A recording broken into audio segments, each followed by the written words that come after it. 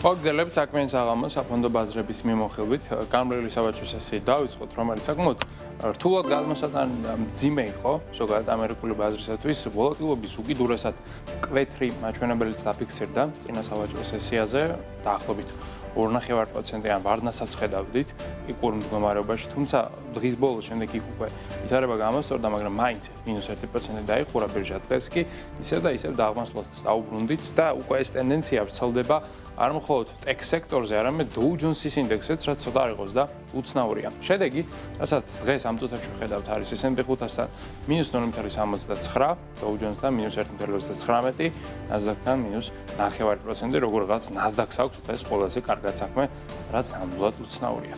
კომპანიებსაც შევხედოთ, როგორც ხედავთ, არსებითად დიდი და დრამატული ცვლილებები არ გვაქვს, საშუალოდ 1.5%-ის ფარგლებშია ძირითადი ცვლილებები. ერთადერთი გამონაკლისი აქ არის Broadcom-ი, რომელიც 5%-ით არის გაზრდილი, ეს კი უკავშირდება ახალ 30 მილიარდიან გარიგებას, მის შესახებ უფრო დეტალურად მოგიყვებით რამდენიმე წუთში და ასევე ფოკუსში დღეს არის Saudi Aramco, 2.60%-ით არის გაზრდილი, რადგანაც ნავთობის ფასმა მოიმატა და როცა ნავთობის ფასი იმატებს, რა თქმა უნდა, ენერგეტიკული კომპანიების აქციების ღირებულებაც ძალიან ბუნებრივად იზრდება. ნავთობის გაძვირების მიზეზზე კი გადავიდეთ რამდენიმე წუთში, მანამდე ვისაუბროთ იმაზე თუ რა ხდება ევროპაში, სადაც როგორც ხედავთ, Texas ემსხვილეს კომპანიის საერთო კაპიტალიზაცია 1.71%-ით არის ამჟამად შემცირებული. კრება აქვს შანხაისაც 0.5%-იანი, ნიკეისთან კი კორექციის მაჩვენებელი არის 2%. მოკლედ, ყველა ძირითადი ინდექსს აქვს არასახარბიელო შედეგები, რადგანაც ბაზარზე დაბრუნდა რისკი.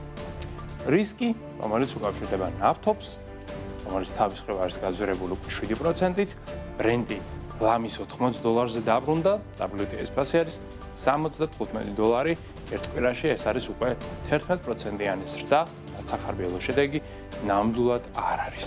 ასევე გაზვირებული ბუნებრივი აირი, მას 15% აქვს მატება ერთ კვირაში და მეგავატ-საათი ენერგიის ფასი შეადგენს 59 ევროს, რადგანაც ჰორმუზის სრუტეში ვითარება ისევ დაიძაბა, ამერიკამ და ირანმა ორთავენ პრინციპში დაარღვიეს უკვე ცეცხლის შეწყვეტის შეთანხმება და ზავის პირობები და ასევე არის მოლოდინი იმისა, რომ შეიძლება სამხედრო ოპერაცია აღდგეს.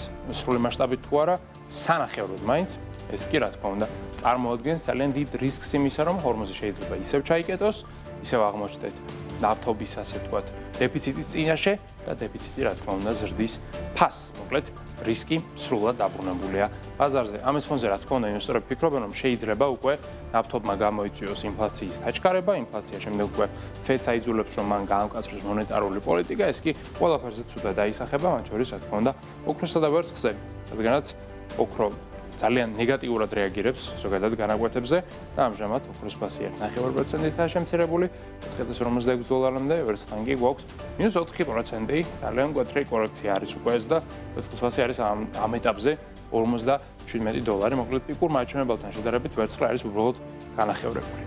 გადავიდეთ კრიპტოზე, სადაც ასევე ნეგატიური განწყობა, უნდა გაგვიკვირდეს ეს ყველაფერი 3.5%-ითაა შემცირებული აზრის შეფასება და ის შეადგენს $2.2 ტრილიონ.